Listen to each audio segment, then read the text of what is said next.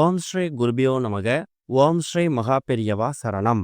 October 22ஆம் தேதி புதன்கிழமை நாளைய தினம் கந்த சஷ்டி விரதத்தோட முதல் நாள். இப்ப நம்ம சொல்லக்கூடிய மிளகு அப்புறம் நாணயம் வைத்து பண்ணக்கூடிய பரிகாரம் வாழ்க்கையில் இருக்கக்கூடிய எல்லா விதமான கடன் பிரச்சனையையும் வேரோடு தீர்க்கக்கூடிய அற்புதமான ஒரு பரிகாரம். அது என்ன வழிபாட்டு முறைன்னு பார்க்கறதுக்கு முன்னாடி நம்மளோட வீடியோஸை இப்பதான் நீங்க ஃபர்ஸ்ட் டைம் பார்க்குறீங்கன்னா மறக்காம சப்ஸ்கிரைப் பண்ணிக்கோங்க.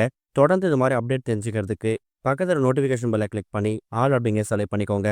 இப்போ கந்த சஷ்டி விரதத்தோட முதல் நாள் என்ன மாதிரி பரிகாரத்தை எந்த நேரத்தில் பண்ண போகிறோம் அப்படிங்கிற பற்றி தெளிவாக தெரிஞ்சுக்கலாம். முருகப்பெருமானுக்கு உரிய விரதங்கள் 1000 விரதங்கள் இருந்திருந்தாலும் வருஷத்துக்கு ஒரு முறை தீபாவளிக்கு பிறகு வரக்கூடிய இந்த கந்த சஷ்டி விரதம் ரொம்பவே சிறப்பு வாய்ந்த சக்தி வாய்ந்த விரதம். குழந்தை பாக்கியம் இல்லாதவங்க, சரியான வேலை அமையாதவங்க, திருமண வரன் கைகூடி அமையாதவங்கன்னு யார் வேணாலும் இந்த கந்த சஷ்டி விரதத்தை கடைபிடிக்கலாம். ஒரு சில பேருக்கு இந்த கந்த சஷ்டி விரதத்தை 6 நாட்கள் மட்டும் கடைபிடிக்கக்கூடிய வழக்கம் இருக்கும். சில பேருக்கு 48 நாட்கள், அதாவது கடந்த செப்டம்பர் 10ஆம் தேதியே கந்த சஷ்டிக்கான விரதத்தை ஆரம்பிச்சு அவங்க வழிபாடு நடத்துவாங்க.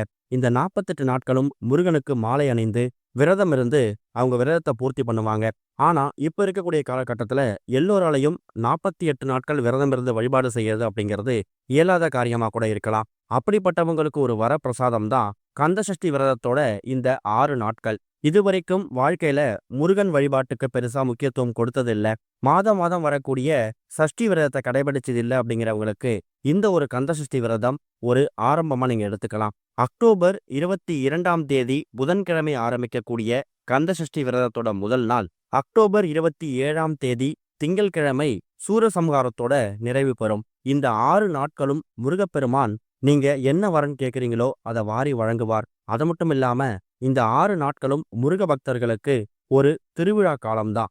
6 நாட்களும் விரதம் இருக்கக்கூடியவங்க விரதம் இருந்து சூரசம்ஹாரம் நடக்கிற அன்னைக்கு உங்க விரதத்தை நீங்க பூர்த்தி பண்ணிக்க முடியும். அப்படிப்பட்ட சக்தி வாய்ந்த இந்த ஒரு கந்த சஷ்டி விழா அப்படிங்கிறது 6 நாட்கள் நடக்கக்கூடிய விரதத்தோட முதல் நாள் இருக்குல்ல, அது ரொம்ப முக்கியம். புதன்கிழமை எழுந்து உங்க வீட்டை சுத்தப்படுத்திட்டு நீங்க 6 நாட்களுக்கான பூஜையை தயார் செய்யலாம். காலை நேரத்துல பூஜை செய்தாலும் சரி, மாலை நேரத்துல பூஜை செய்தாலும் சரி, இந்த 6 நாட்களும் முருகனோட நினைப்பாவே முருகனுக்கு என்னென்ன விஷயங்கள் பிடிக்குமோ அதை நைவேத்தியங்களா ஒரு நாளும் செஞ்சு வச்சு படைக்கலாம். தினமும் ஒரு விதமான மலர்களால முருகனுக்கு அலங்காரம் பண்ணலாம். முருகன் போட்டோவுக்கு முன்னாடி ஒரே ஒரு தீபத்தை ஏற்றி வைத்து உங்க கோரிக்கையை இந்த 6 நாட்கள் வைக்கும்போது முருகப்பெருமான் அதை நிறைவேற்றி கொடுப்பாரு.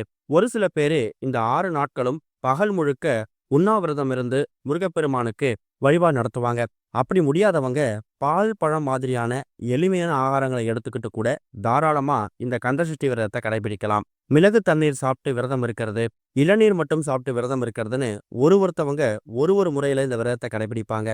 யார் எப்படி கடைபிடிச்சாலும் முழு பக்தியோடையும் நம்பிக்கையோடையும் இந்த கந்தசஷ்டி விரதத்தை கடைபிடிக்கும் போது அதுக்கான பலன் நிச்சயம் கிடைக்கும். அதோட முதல் பகுதியா கந்தசஷ்டி விரதத்தோட முதல் நாள் அக்டோபர் 22ஆம் தேதி இப்ப நாம சொல்லக்கூடிய மிளகு அப்புறம் நாணயம் வைத்து பண்ணக்கூடிய இந்த ஒரு பரிகாரம் இருக்குல்ல, இது உங்க வாழ்க்கையில இருக்கக்கூடிய எல்லா விதமான கடன் பிரச்சனையையும் வேரோடு அறுக்கக்கூடிய அற்புதமான ஒரு பரிகாரம்.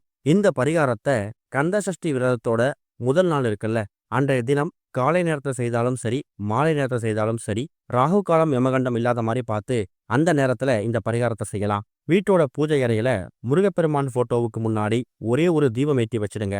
அதுக்கப்புறமா சின்னதா ஒரு கிண்ணமோ இல்ல ஒரே ஒரு அகல்விளக்கோ எடுத்து அதுல அந்த அகல்விளக்கு கிண்ணம் நிரம்புற அளவுக்கு நீங்க எவ்வளவு பெரிய விஷயம் எடுத்தாலும் சரி, அந்த பாத்திரத்திலேயோ அந்த கிண்ணத்திலேயோ அகல்விளக்குலையோ அந்த மிளகு நிரம்புற அளவுக்கு கொட்டி வச்சுட்டு அதுக்கு மேல ஏதாவது ஒரு சில்லறை நாணயம், அது எவ்வளவு ரூபாய் இருந்தாலும் பரவாயில்ல, இந்த ஒட்டுமொத்த அமைப்பையும் உங்க வீட்டோட பூஜை அறையில முருகப்பெருமான் போட்டோவுக்கு சிலைக்கு முன்னாடி வச்சு பூஜை பண்ணிட்டு கந்த சஷ்டி விரதத்தோட 6 நாட்களும் முருகப்பெருமான் போட்டோவுக்கு முன்னாடி பூஜை அறையில இது இருக்கிற மாதிரி பார்த்துக்கணும். முதல் நாள் வைக்கிறீங்கன்னா முதல் நாள்ல இருந்து 6 நாள் கணக்கு பண்ணி பூஜை அறையில இருக்கணும். அது நடுவுல எப்பவுமே நீங்க இருக்கக்கூடாது. ஒரு நாளும் முருகப்பெருமானுக்கு வழிபாடு நடத்திட்டு தூபதீபம் காமிக்கும் போது அந்த மிளகு அப்புறம் நாணயம் வைத்திருக்கீங்களே அதுக்கும் நீங்க தூபதீபம் காமிக்கணும். சுத்தபத்தம் இல்லாம அந்த 6 நாட்களும் அந்த பொருட்களை தொடர தவிர்க்கிறது நல்லது.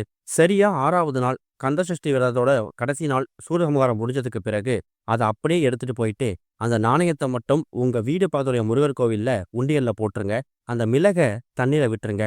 6 நாட்களும் முருகப்பெருமானுக்குரிய இந்த கந்தசஷ்டி விரதம் அன்னைக்கு இந்த மிளகும் சில்லறை நாணயமும் உங்க வீட்டுக்குள்ள இருக்கும்போது மிளகு கடன் பிரச்சனையை தீர்த்திடும். இதுவரைக்கும் உங்க வாழ்க்கையில் இருந்த எல்லா விதமான கெடுதல்களையும் அந்த மிளகு உள்வாங்கிக்கும். அந்த ₹1 நாணயம் உங்க வீட்டுக்குள்ள பணவரவை அதிகப்படுத்தும். அதுதான் இந்த பரிகாரத்தை பண்றதுக்கான முக்கியமான நோக்கம். இதுக்கு நீங்க செலவு பண்ணக்கூடிய நேரமும் இதுக்கான பொருட்களும் ரொம்ப கம்மி. ஆனா இது மூலயமா கிடைக்கக்கூடிய பலன்கள் ரொம்ப பெருசு. ஒருவேளை கந்தசஷ்டி விரதத்தோட முதல் நாள் இந்த பரிகாரத்தை பண்ண விட்டுட்டீங்க, தவற விட்டுட்டீங்க அப்படின்னா தாராளமா 2வது நாள்ல இருந்து கூட பண்ணலாம், தப்பில்ல. நம்பிக்கையோட பண்ணக்கூடிய எந்த ஒரு இறை வழிபாடு சம்பந்தமா இருந்தாலும் அது நிச்சயம் பலன் கொடுக்கும். நம்பிக்கையோட பண்ணுங்க. நம்மளோட தனித்தனி கஷ்டங்கள் தீர்வதற்கு தனித்தனி தெய்வங்களை வணங்குறதுக்கு பதிலா ஒட்டுமொத்த கஷ்டங்களும் ஒரேடியா விலகிறதுக்கு முருகனை வணங்கலாம். அப்படிப்பட்ட கந்தசஷ்டி விரதத்தை தவற விட்டுறாதீங்க. நல்லதே நடக்கும். ஓம் ஸ்ரீ குருபியோ நமக. ஓம் ஸ்ரீ மகா பெரியவா சரணம்.